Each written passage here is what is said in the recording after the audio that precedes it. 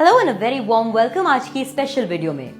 दोस्तों, आईएएस यानी Indian administrative services और पीसीएस यानी प्रोविंशियल सिविल सर्विसेज होता है। दोनों ही इंडियन गवर्नमेंट एडमिनिस्ट्रेशन के दो बहुत इंपॉर्टेंट पिलर्स होते हैं। पीसीएस हमेशा ही आईएएस की गाइडेंस में काम करते हैं। हर डिपार्टमेंट में स्टेट पीसीएस की तैनाती बहुत ही महत्वपूर्ण पोजीशंस पर होती है, लेकिन एक पीसीएस के अधिकार, सैलरी और पर्क्स इत्यादि आईएएस के मुकाबले हमेशा ही काफी कम होते हैं। सबसे पहले बात करते हैं रिक्रूटमेंट के बारे में। एक आईएएस ऑफिसर का recruitment UPSC civil service exam द्वारा होता है। ये एग्जाम हर साल भारत में आयोजित होता है और सभी एस्पिरेंट्स के लिए एक कॉमन क्वेश्चन पेपर होता है।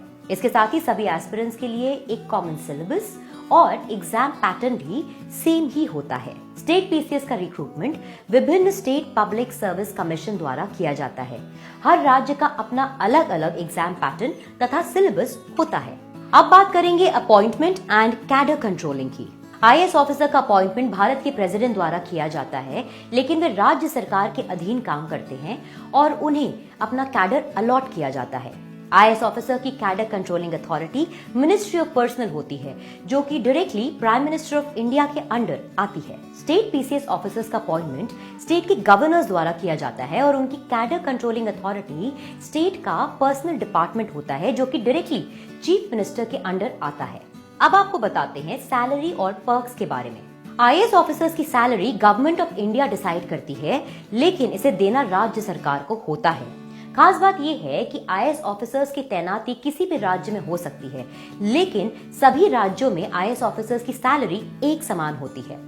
एक आईएएस ऑफिसर को सैलरी के अलावा जो अधिकार मिलते हैं वो हर राज्य में अलग अलग होते हैं। स्टेट पीसीएस ऑफिसर्स की सैलरी स्टेट गवर्नमेंट डिसाइड करती है, लेकिन ये हर राज्य में अलग अलग हो सकती है।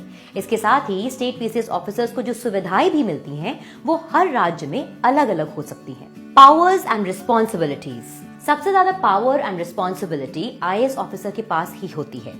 किसी भी डिपार्टमेंट में सबसे टॉप पर एक आईएएस ऑफिसर ही तैनात होता है। किसी भी डिपार्टमेंट में सबसे बड़े तथा इम्पोर्टेंट डिसीजंस आईएएस ऑफिसर्स के अप्रूवल के बाद ही पास होते हैं। पीसीएस ऑफिसर्स हमेशा ही आईएएस ऑफिसर्स के नीचे काम करते हैं।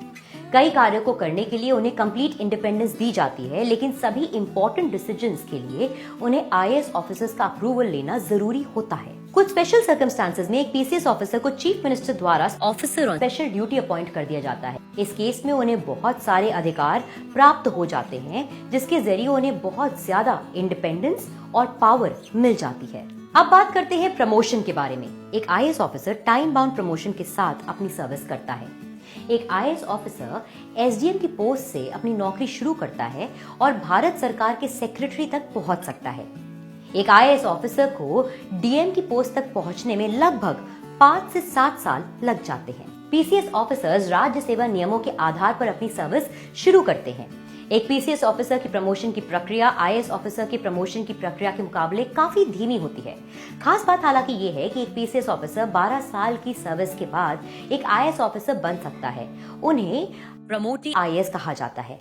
इसके लिए एक पीसीएस ऑफिसर को यूपीएससी द्वारा आयोजित इंटरनल एग्जाम को पास करना होता है और यूपीएससी द्वारा गठित इंटरव्यू बोर्ड में इंटरव्यू को भी पास करना होता है। हर साल राज्य में वेकेंट आईएएस पोस्ट की 1/3 पोस्ट यानी 33% पोस्ट स्टेट पीसीएस ऑफिसर्स की प्रमोशन करके भरी जाती है। अब बात करते हैं ट्रांसफर के बारे में। आईएएस ऑफिसर्स निर्देश अनुसार विदेश में भी विभिन्न कार्यालयों में डेपुटेशन पर केंद्र सरकार की सेवा करते हैं। आईएएस ऑफिसर्स दूसरे स्टेट्स में भी इंटर कैडर ट्रांसफर के तहत सेवा कर सकते हैं। स्टेट पीसीएस ऑफिसर्स जनरली एक ही स्टेट में अपनी पूरी सर्विस करते हैं और बहुत ही विशेष परिस्थितियों में दूसरे स्टेट में सर्विस कर सकते हैं, जो कि बहुत ही मुश्किल होता है। Dispute resolution. आईएएस ऑफिसर्स की सर्विसेज से जुड़े डिस्प्यूट रेजोल्यूशन के लिए केंद्र सरकार द्वारा स्थापित सेंट्रल एडमिनिस्ट्रेटिव ट्रिब्यूनल ही फर्स्ट डिसीजन देता है। स्टेट पीसीएस ऑफिसर्स की सर्विसेज से जुड़े डिस्प्यूट रेजोल्यूशन के लिए स्टेट एडमिनिस्ट्रेटिव ट्रिब्यूनल स्थापित किए गए हैं,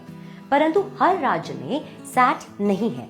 इसीलिए कभी कभी 2 राज्यों के लिए जॉइंट एडमिनिस्ट्रेटिव ट्रिब्यूनल भी स्थापित किए गए हैं। अब बात करते हैं सस्पेंशन एंड रिमूवल के बारे में। आईएएस ऑफिसर्स की सर्विसेज को समाप्त करने का अधिकार केवल केंद्र सरकार, विशेष रूप से प्रेसिडेंट के पास होता है।